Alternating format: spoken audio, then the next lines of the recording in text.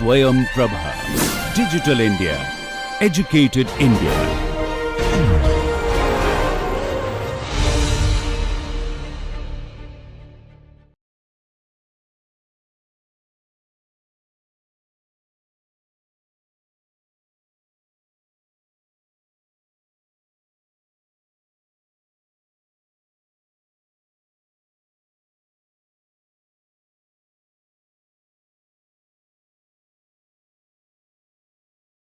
Welcome dear learners. I am Dr. Manisha Goswami, working as an assistant professor at Institute of Business Management, GLA University, Mathura.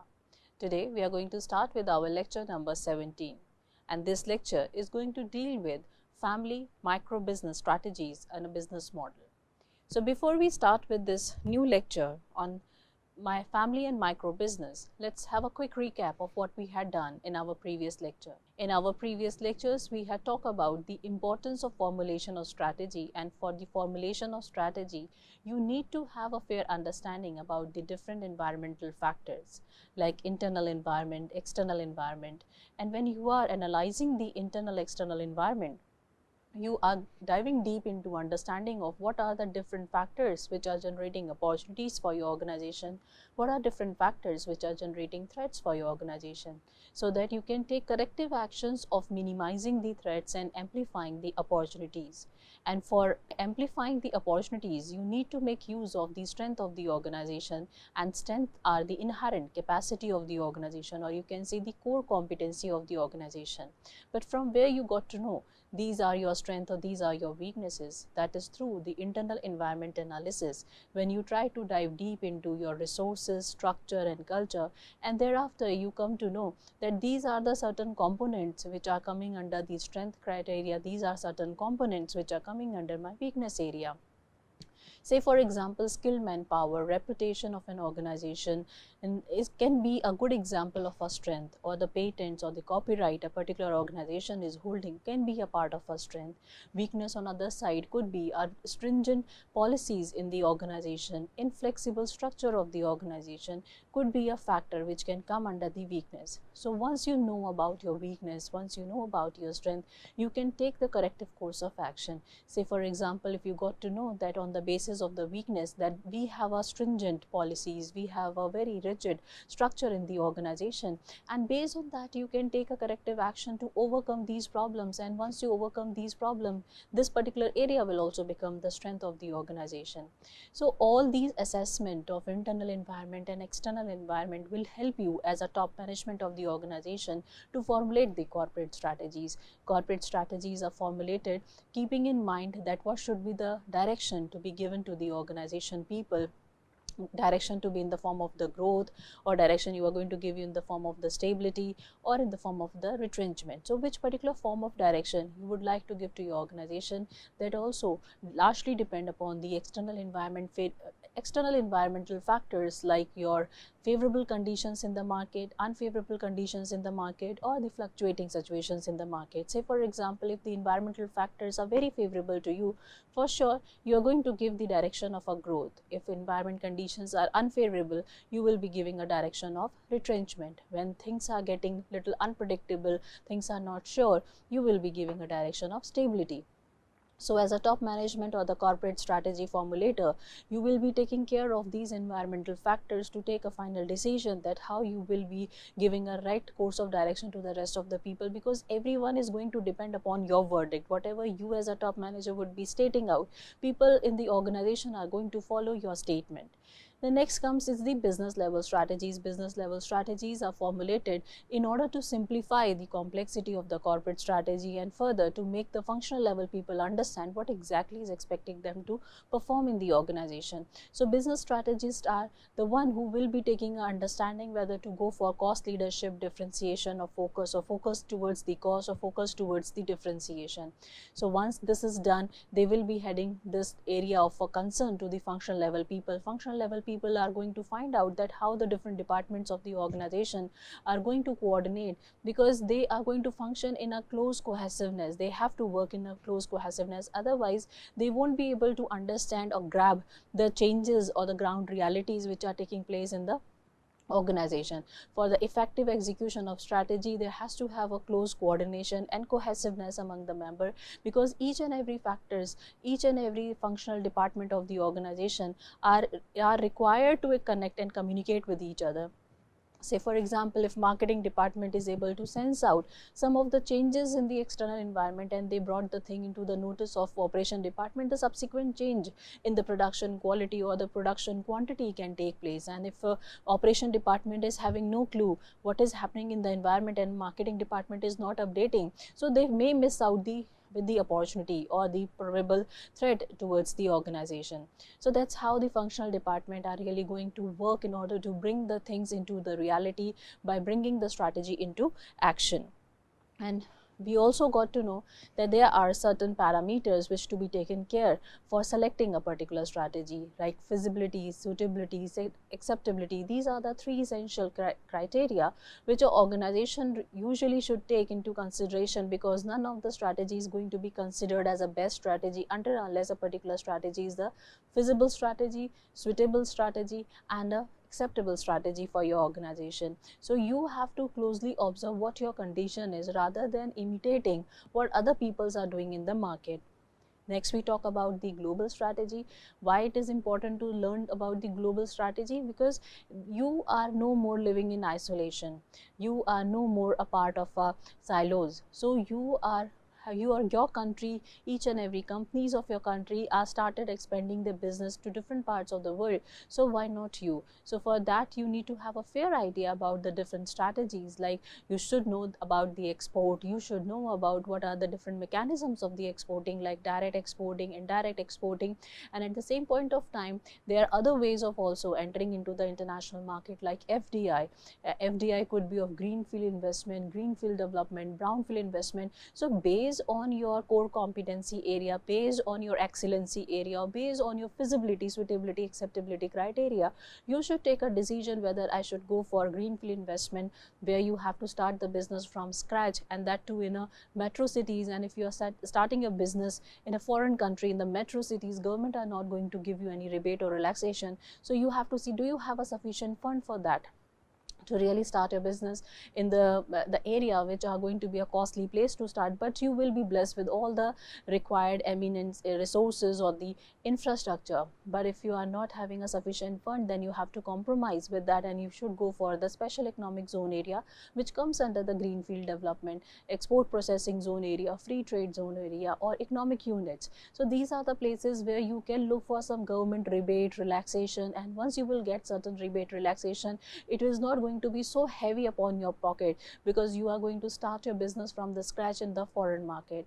And another one is a brownfield investment, where when you are realizing that I am not having this much of risk appetite, I cannot take a risk of entering into a market wholly, and by starting my own subsidiary or my unit, complete unit from the very scratch, I am not so confident about it, then you can look for some partnership in the foreign country, like with the help of forming the merger acquisition, or you can go for joint venture, you can go for strategic alliance, you can go for production sharing, turnkey operation, boot, bot, right? These are the different mechanisms which comes under the brownfield investment, where you try to minimize your risk by finding some partners in the host country.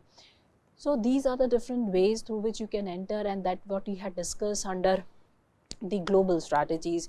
And thereafter we talk about the implementation of strategy. Once the formulation of strategy is done, the next level comes is the implementation of strategy. And when you are actually putting it into the action, lot of errors may come across, like structural implementation error may come, like functional implementation error may come, or behavioral implementation error may come. So in order to overcome these probable errors, you have to have a strategy in place, or you have to have a complete understanding that if such kind of problem will arise, how I will be handling this particular situation.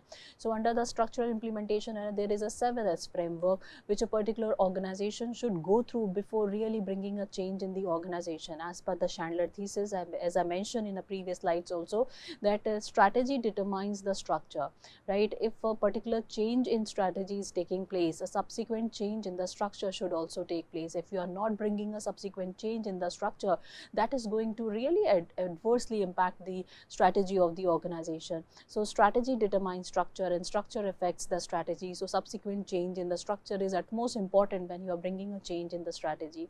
Other than the structure, there is a system also which is also going to play a substantial role when you are bringing a change in the strategy. You have to brought the subsequent change in the system also. Shared value is there, skills are there, style is there, staff of the organizations are there. So these are other important as elements of the internal environment of the organization, which has to be taken care before you are bringing a change in the organization, and their alignment is going to give you the complete indication that this is the right time to bring the change in the organization.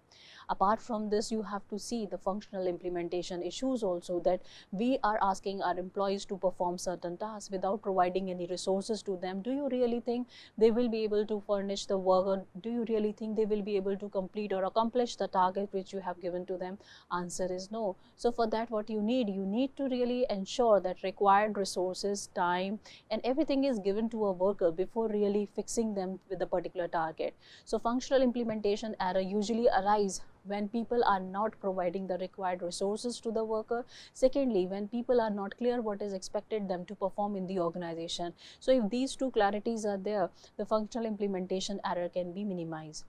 Other possible reason why the functional department of the organization can really create a issue of execution, that they don't want to come out from their comfort zone, and if they don't want to come out from their comfort zone, that means they are showing the resistance to the change. So how to overcome this particular problem? There should be a behavioral implementation execution strategies. Like for this, you need to have a good leader in your organization who are really going to take care of the behavioral aspects of the worker working in the organization. They have to bring the engagement, they have to bring the involvement of the employee, they have to create the feeling of belongingness among the employee, and they have to conduct certain psychometric tests in order to check what kind of a psychology the workers are possessing, and based on that they should trigger their behavior.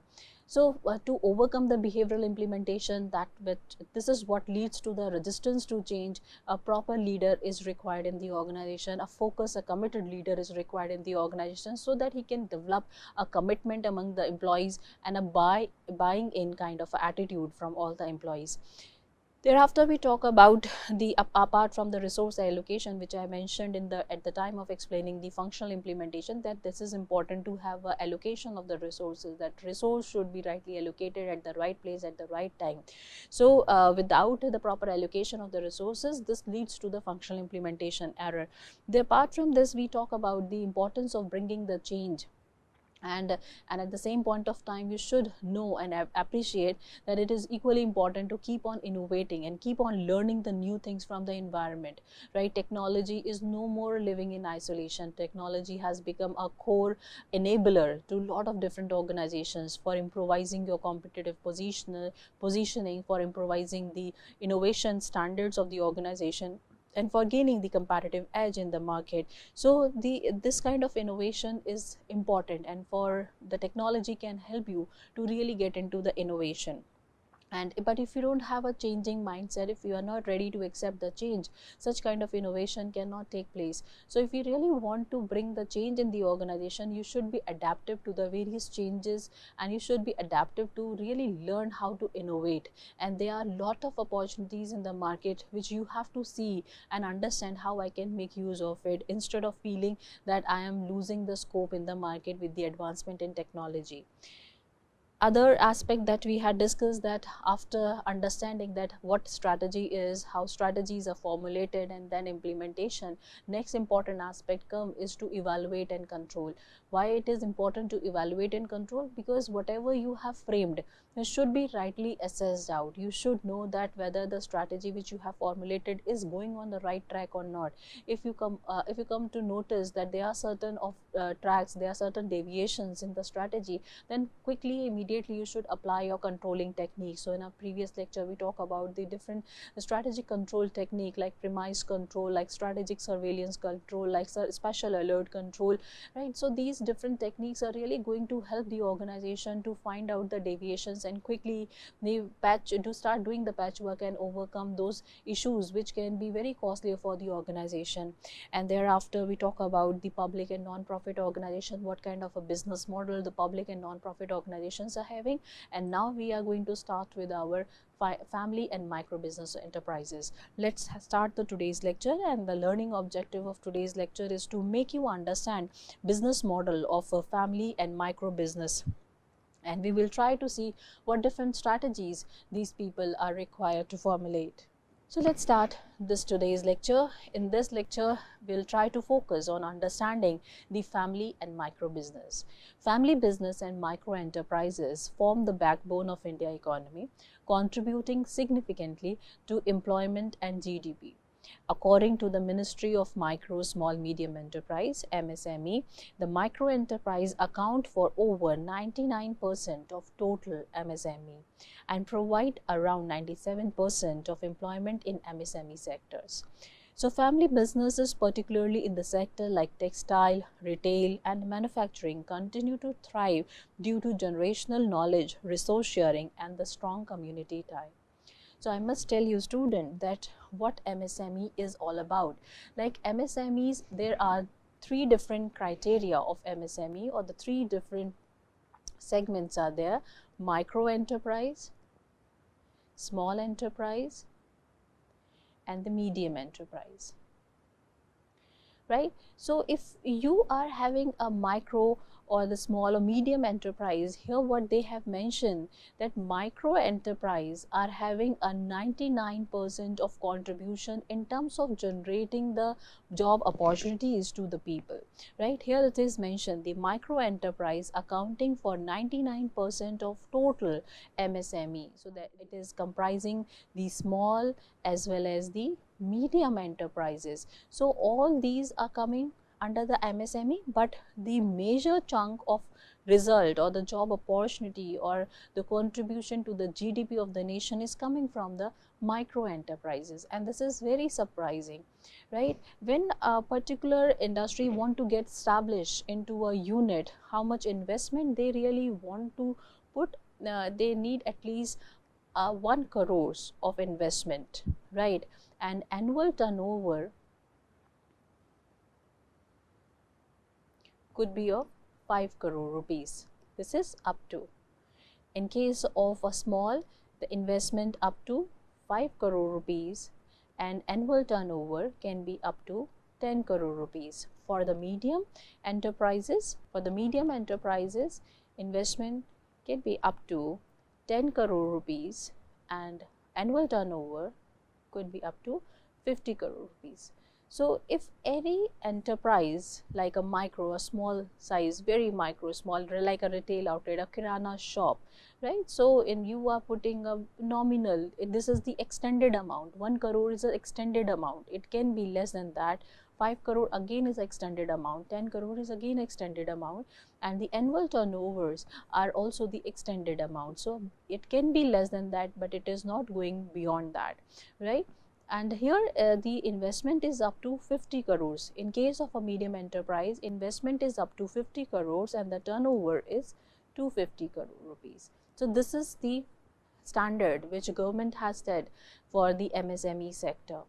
And when MSMEs are, let us look into this example of a family owned business. Like family owned business, say for example, a lot of people mention that Reliance, Tata, Aditya Birla Group and the Godrej, these are the examples of a family owned business. True, these are the example of a family owned business, but their annual turnover is way beyond the annual turnover which is mentioned here, 250 crores. They are earning in lakhs crore. Their turnover is beyond lakhs of crore on an annual basis. So though they are family run business, but they are not coming under the criteria of MSME.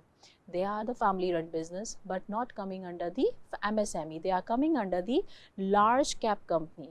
Large cap companies are the large capital organizations or the companies. So they are coming under the large cap, mid cap company, not under the micro and small medium enterprises. Business model for family and micro enterprise, for example, small family run grocery store that serve the local community. And most of the time these the local grocery shops are creating a pseudo monopoly. What they are creating?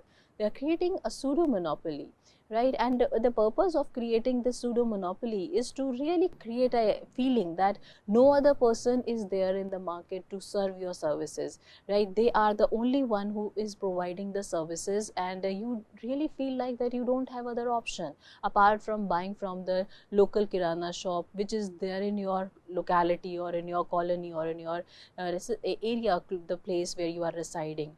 So they are creating a pseudo monopoly, right? So a small family run grocery store that serve local community is going to be the very basic nature of a kirana model, and they come under the micro enterprises or the very family owned business.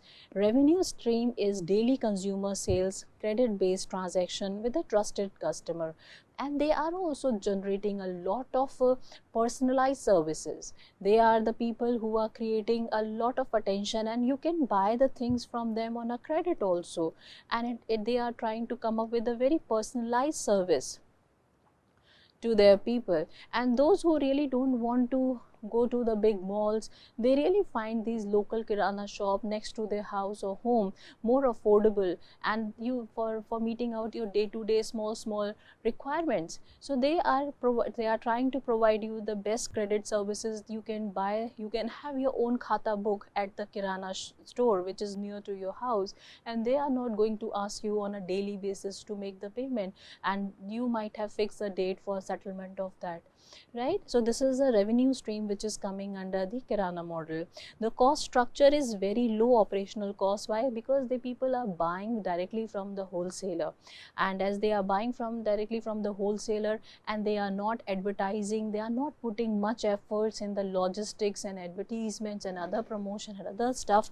So their operational cost goes little down. They don't have to hire the people, rather their entire family people are involved in that kirana store, where the father, son, or maybe the wife of that person is involved in selling of the commodity. They are not putting much efforts in marketing or creating their image in the market. Only the people whom they know near to their area are coming to them and buying the product from them. Bulk purchasing from the wholesaler, direct sourcing from the local producer.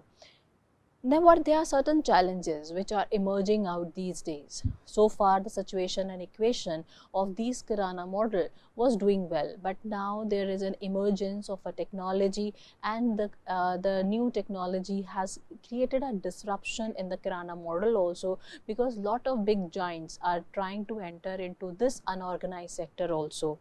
So competition from e-commerce like Amazon, Flipkart, and the model retail chain like Reliance Smart, D-Mart, even the Blinkit of Zomato, the extension of Zomato in the form of the Blinkit, Zepto, Dunzo. These are the options which are creating more handy services to the customer or to the client. Suppose if you are residing on the 30th floor of a building, and you really don't want to come down to the ground floor to buy the things from the local kirana in your building, in your locality. So you just give a order on from your phone to the Blinkit, and you able to get the required order exactly at your doorstep. So this kind of a services they are trying to provide, which local kirana people might not be providing. So opportunity, like you need to really take the opportunity by digitization like UPI payment, quick commerce platform like ONDC, that is an online network for the digital commerce. This is the service which government is trying to provide to the local kirana people, so that their business not get diluted, so that they can also keep themselves at the surface in order to fight with the big giants like Reliance Smart or the D-Mart or the big online service provider companies. And the partnership with the JioMart, and JioMart is also trying to partner with the local kirana people, and this is how they are trying to create a partnership between the kirana, JioMart Kirana partnership. Retail tech startups like Khata Book and OK Credit enable the digital bookkeeping for better financial management. So as you are realizing, there is a threat of online there is a threat. These challenges are what? These are the threats to the kirana model. So if you are realizing these are the threats to me, but there are certain opportunities also. So instead of feeling worried about these threats, let us try to join hand with JioMart, right? JioMart is creating a partnership with various local kirana, and they will hardly be taking 5% or maybe the 6 or 7%. That is going to be a negotiable amount of the service which JioMart will be providing to the local kirana shop. The moment you get into the partnership with the JioMart, your access to the different part of the locality is going to get increased. Earlier you might be serving only 200 family or 300 family in the locality. The moment you get associated with the JioMart, you can serve a number of customers, and your profitability, your sales will start booming up. So you need to see that threats are there, and if you get shattered just after seeing the threats where, oh my god, my kirana model is going to be of obsolete, now we should look for some other business. Instead of that, you can still make your business a really online business with the help of some established structured technological support, like JioMart is there, Khata Book is also there, which is going to help you to maintain your finances online. So instead of getting worried of threats, you should take the opportunities. Next is your service oriented micro business.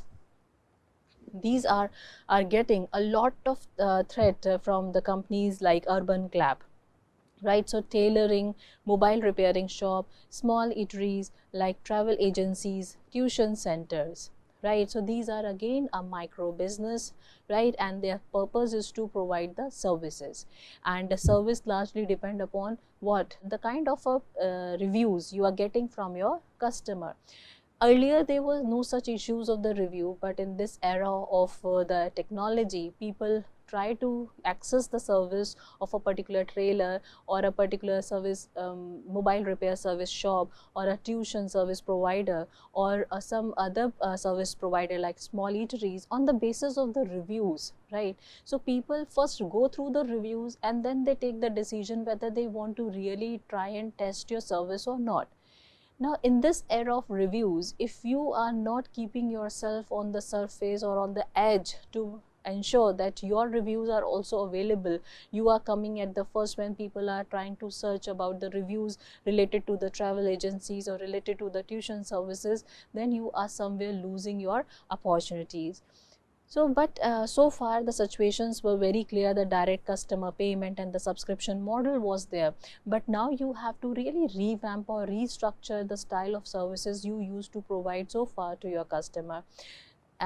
Lower cost capital but high dependency on the customer retention. So if you really want to retain your customer, you have to provide them certain services, and those services should not only be between you and your customer, not only between few people whom you have served. It should come globally. It should come on the Google ranking. It should come on the social media. It should come on Instagram. It should come on the Facebook, right? So you have to make use of all these social media platforms to really create your influence and buzz around, so that people get attracted toward your service, no matter they are not residing in the place where you are as a tuition service provider, but they wish to get learnings from you as a tuition service provider, because they have seen your the views on the Google, or they might have seen your views on the social media, might be somewhere sitting in the Chennai, and they are getting reviews about the tuition master, somebody sitting in the northern part of India, right? So this is how you can overcome the challenge. Otherwise this is going to be really difficult to maintain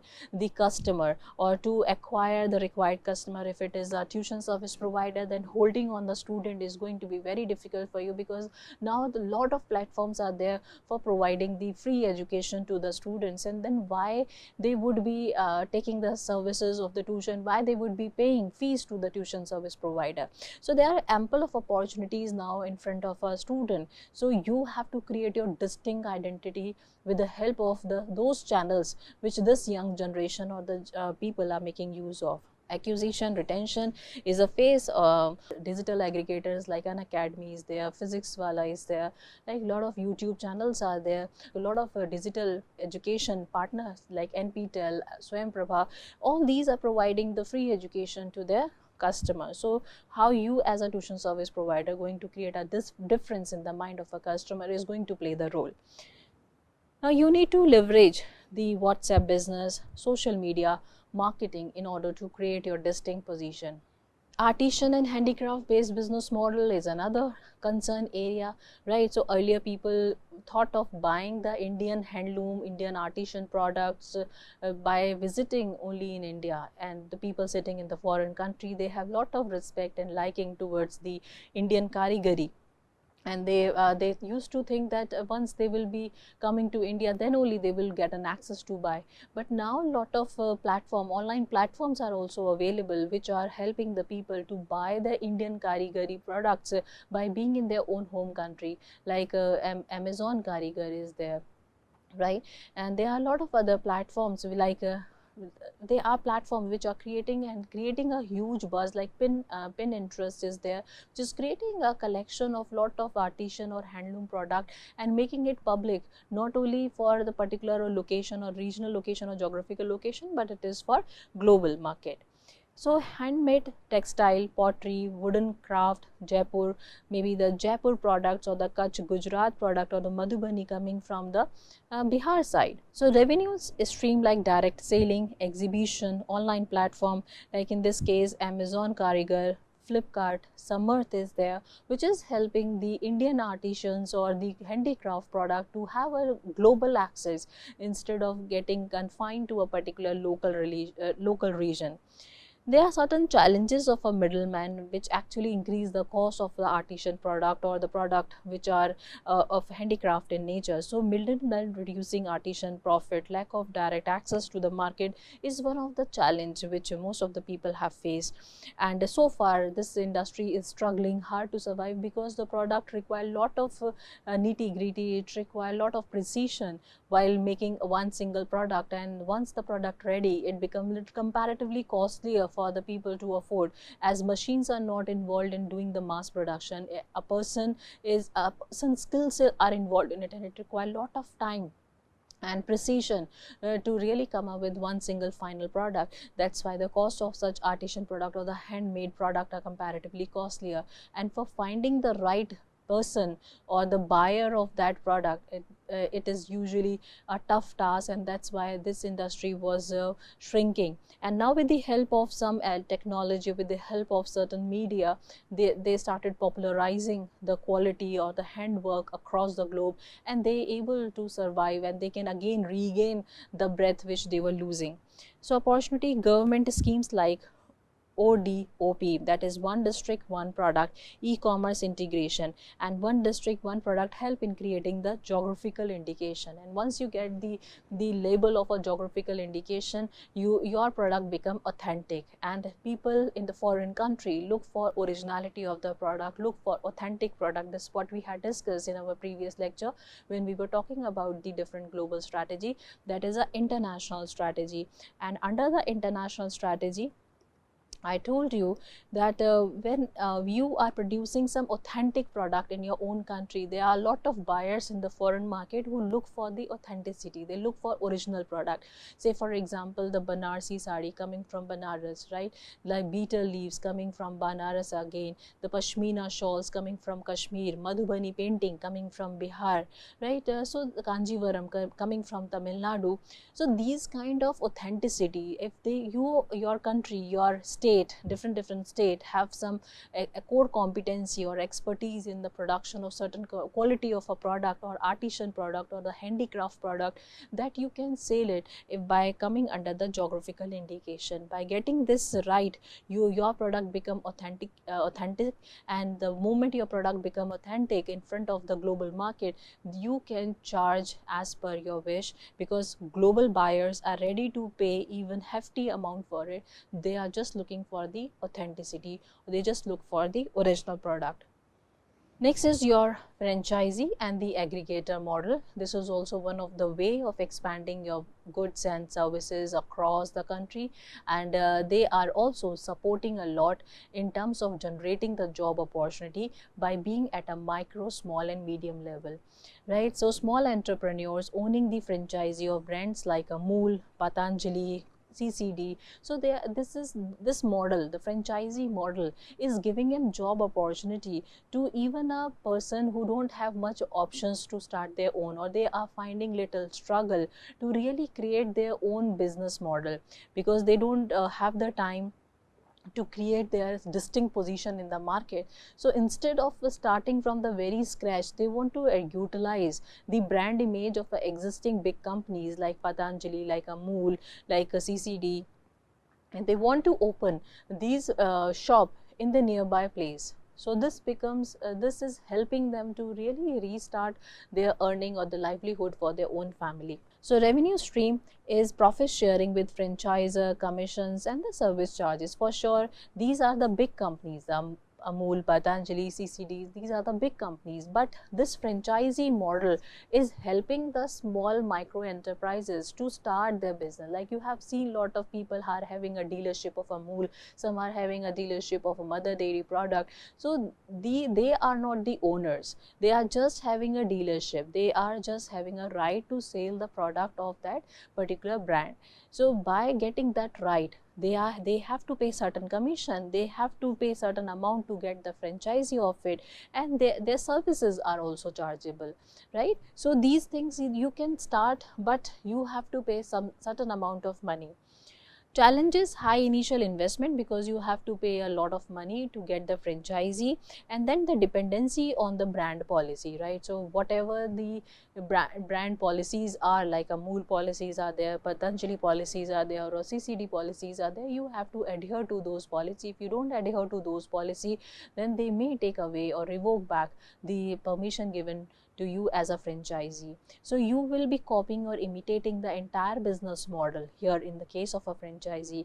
And in case of a license, you just get the license, and the moment you get the license, how you're making use of that license is absolutely up to the licensee. Licensor is having no control upon the licensee. But here in this model of franchisee, franchisor is going to have a control upon the franchisee into his day-to-day operations also. Opportunities like growing consumer demand for branded yet locally run stores. And there are a lot of other opportunities which people should look for, and in order to make their product more accessible in the local community, and people should make use of the technology, so social media, WhatsApp and other Facebook, Instagram channels, in order to create their popularity across the market, that such brand or such big brand is now available locally also. Digital and the home based business, like a lot of YouTubers are coming up because of this concept of advancement in technology. A lot of content creators are there on the YouTube, social media influencers are there, homemade food and bakeries are there. They have started making use of their home kitchen via cloud kitchen, right? So they are producing the food in their own kitchen, their home kitchen, they are producing, and they have linked themselves with the Zomato, and the moment they get the order from the Zomato, they start preparing and they serve it back to the particular client. So that's what the cloud kitchen is.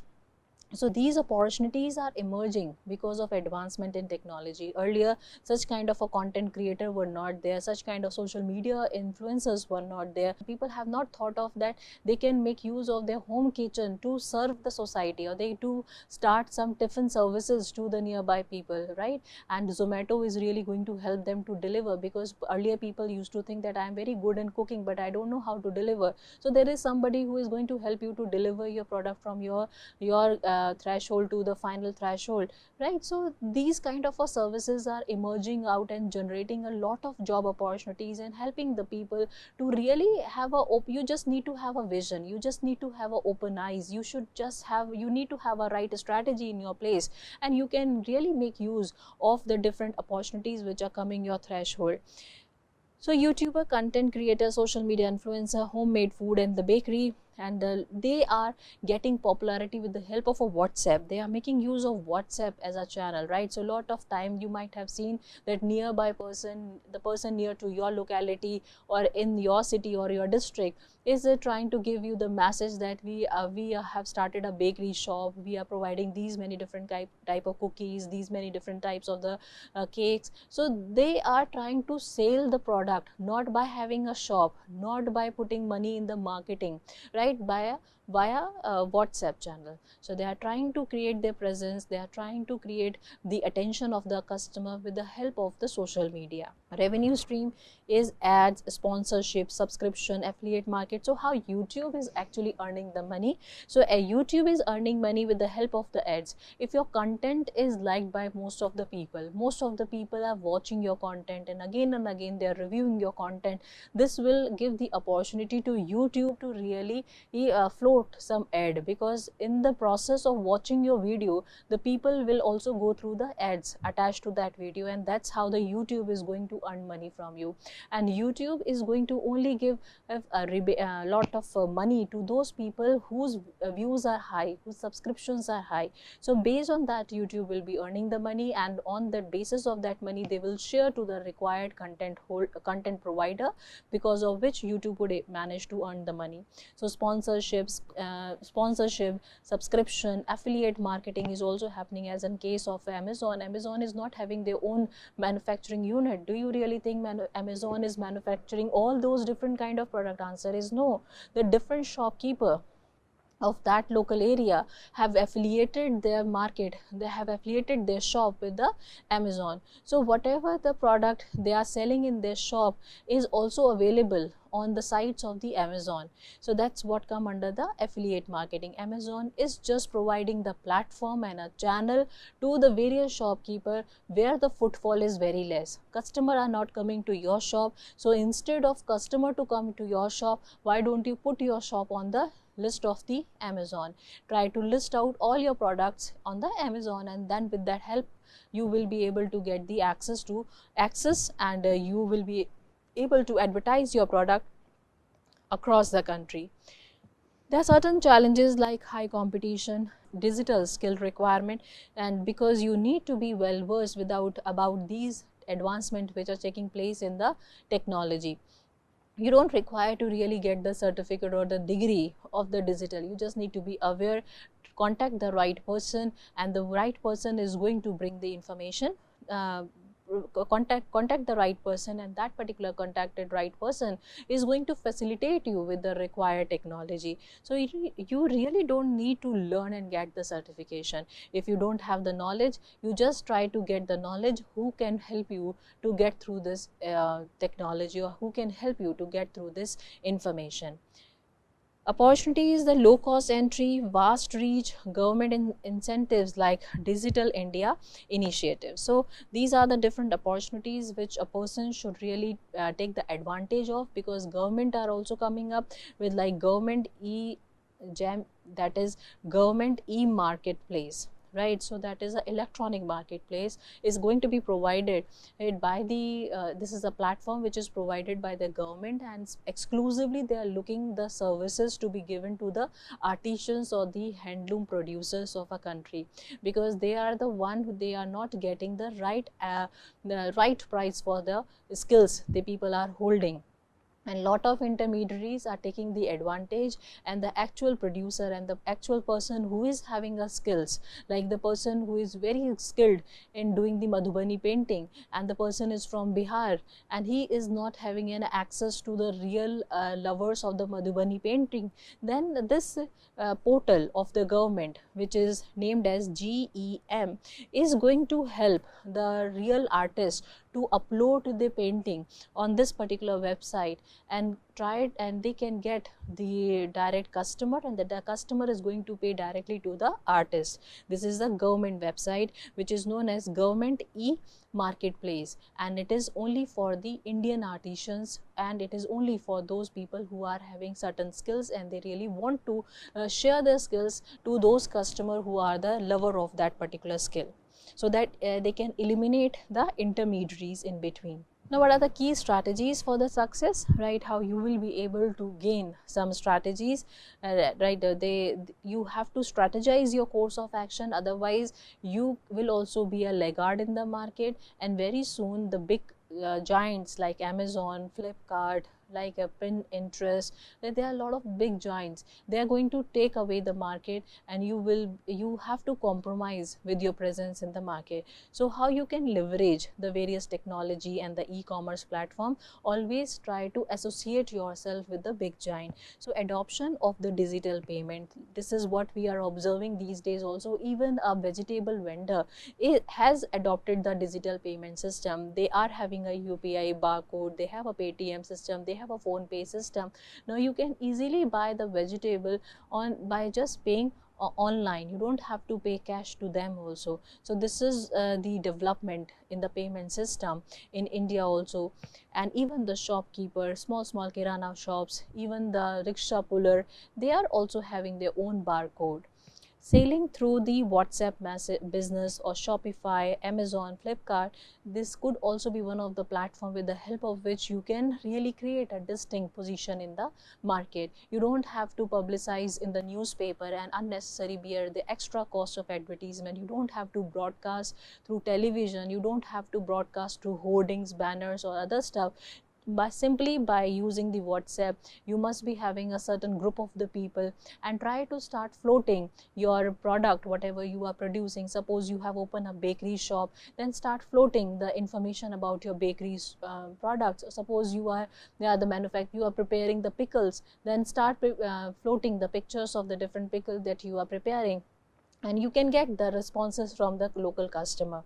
Using AI based customer analytics like Google My Business Insight. So if you have uploaded, or if you have created your own mail ID, you have created your account in the Google, or your Google business account, where the proper review is coming. So based on that review, you can analyze the customer retention, the frequency of buy. All such analysis can also take place, which can help you to really assess and analyze the growth of your business over the period of time. So you should make use of AI based customer analytics also. Over the period of time, keep on upgrading your business. Next is your financial planning and the cost efficiency, that is assessing the MSME loan. So Mudra Yojana, Stand Up India, these are the different facilities which government is trying to facilitate the different micro, small, medium enterprises, because these organizations have failed to run effectively because of unavailability of the fund or the different sources from where they can raise the fund. So government is really trying to put their efforts to facilitate MSME. In the recent budget also, they have announced lot of support to the MSME. Why? Because MSME are the job creators. They are the one who are contributing a lot in the GDP of the nation. So as a whole, MSME are contributing around 30% in the GDP, right? MSME contribution is 30%, and they are contributing some micro enterprises are contributing 99% of generation of the job out of the remaining small and medium enterprises. This is what we have seen in our previous slide. And budgeting and minimizing of the waste is another very important aspect, because these people are not well educated, right? So the real awareness and education of a proper or optimum utilization of the resources, or effectively finding out the right channel for doing the work, is important for them. And for this, MSME entire unit of the MSME is creating a awareness program for them also. Reducing middleman dependency by direct sourcing, and one of the website of the government is Government e-Market. This is what known as GEM, Government e-Marketplace. That's how government is trying to help the MSME to directly source the product to the ultimate customer, so that intermediaries will be eliminated. And the moment intermediaries are going to be eliminated, now you really don't have to worry much about the payment or compromising the amount of money that you will be getting from the final customer. Another key strategies for surviving as a MSME is a differentiation and the niche market, right? You need to focus on your quality, right? So earning money is important, but if you start compromising with the quality, sooner or later you will start losing your customer responses, and the customer response satisfaction levels start going down. As a result, retention and the frequency will also going to get affected. So you have to focus on quality. Try to see your small segment and see what kind of the quality they really look for. Suppose you are a bakery, you are having a bakery, you are producing a cake, then try to see and keep on getting the feedback from your customer that what kind of a cake taste or the flavor they really look for. If you are a pickle manufacturer, then try to see what kind of a taste or preferences the people are looking for. Accordingly, try to customize and alter your product and ensure the quality is intact. At any point you will start compromising with your quality, the customer will quickly switch from your product to somebody else's product. Personalized service like custom tailoring, like home cooked tiffin, like tiffin services in a lot of metro cities where people are residing in PGs, or people are where the families are both partners are working, so they rely most of the time on the tiffin services. So tiffin services are really going to be a best way to start your business when you are residing in a place like Delhi or Bangalore or Chennai. There the options of providing such services are more. Storytelling for the branding, made in India appeal kind of a product. This is what lot of influencers on the YouTube used to perform, right? So you have to bring some sort of a story about your product, that how this product actually came into being. Like Lijjat Papad, like they told the 7 females of a particular locality of the Gujarat tell the story that how they really come up with the Lijjat Papad concept, right? So they were rolling the papad for the family, and over the period of time they got the sense that let us sell it for just 1 rupee, and from 1 rupee such a crores of a business now they able to establish. So their first earning was of just 1 rupee.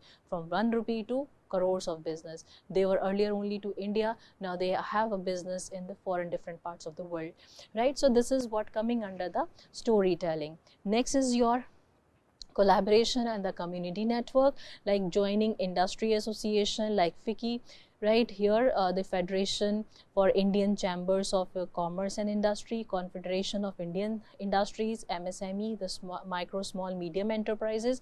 So if you are having a small kirana shop, why don't you associate yourself with MSME, right? The moment you get associated with MSME, you will get lot of opportunities to interact with the people who are also doing the business of your similar nature, and you may get certain knowledge from them, you get certain advocacies from them, you get certain knowledge about the technology, how they are running the business, or what could be the possible problem you may face in the near future. So you will get all those ideas, you'll get a good strong network, you will get how I can leverage the technology. So all those, how I can get the fund also, from what are the different sources from where I can raise the fund, all such information you can get easily by collaborating yourself. Participating in government initiative like government e-marketplace, this is what I was telling you, this is the website with the help of which you can really float your essential on this website, and you will be directly selling to the government employees. Partnering with the startups and the aggregators, right, like Amazon, Flipkart, and you should partner with them so that you can get the access to the global market. Government support and the regulatory compliances like Udyam registration. So if you want to get associated with MSME, you have to first get the registration done under the Udyam registration, right? Tax benefits are going to be given to the MSME if your earnings are less than 1.5 crores. Export incentives for the handmade product will also be provided. Now, there are certain examples of a successful family and the micro business in India, like Haldiram. They also started like a small business, family business. Now it's a big giant, right? They are not only in India, they are exporting to different parts of the country, right? Started as a small family. Amul Dairies also, it was just a trust between the between few milkmen, and the few milkmen decided to sell the milk in the city, and that's how it gave a shape to a big company like Amul Dairy.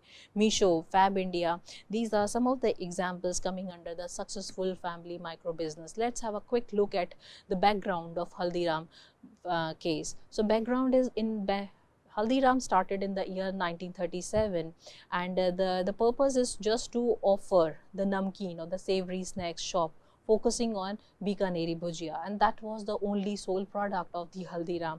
And from Bikaneri Bhujia to a whole wide range of different products, and that's what all come under the concentric diversification. They diversified but in a related line. That's why it is known as a concentric diversification example.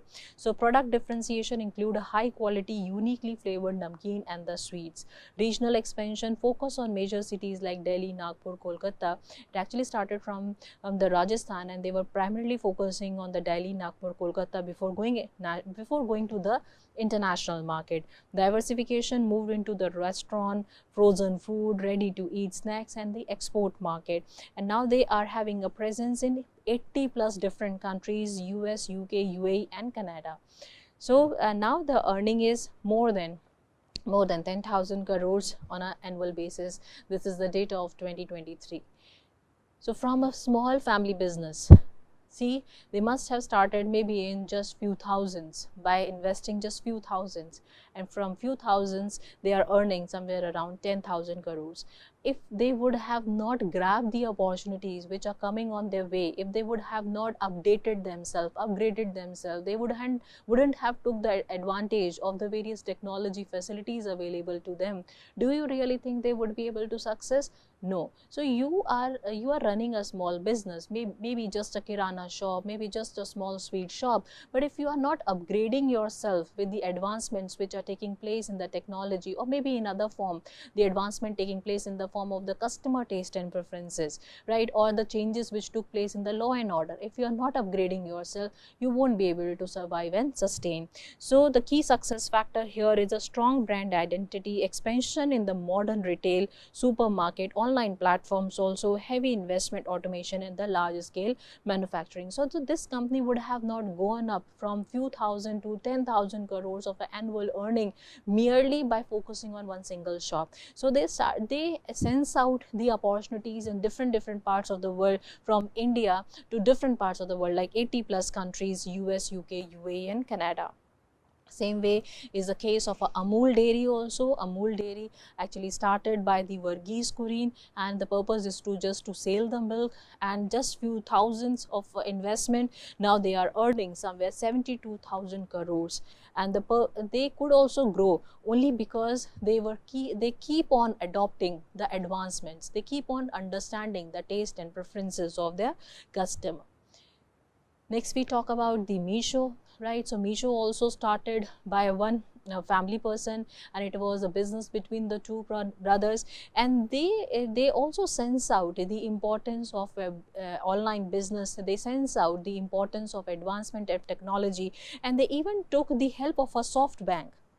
SoftBank, this is an IT company in Japan. So the person from India moving to a Japan to get the services from, in order to upgrade the online platform to serve the customer better, and they invested in the Meesho company also. The SoftBank invested a good amount in the Meesho company.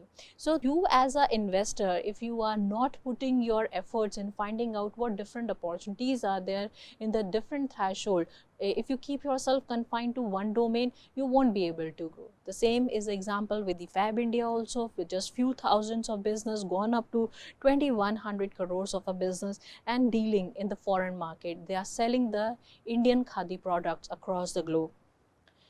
So the concluding lines for today is that it is very important to assess the market, and no matter how small your business is, no matter how micro your business is, you are contributing significantly to the growth and economy of the nation. The only thing which is needed is to keep on upgrading yourself with the advancement in technology. So with these words, I must say thank you to you, and please, for the further reading, you can refer this book of Charles W. L. Hill on strategic management. Thank you.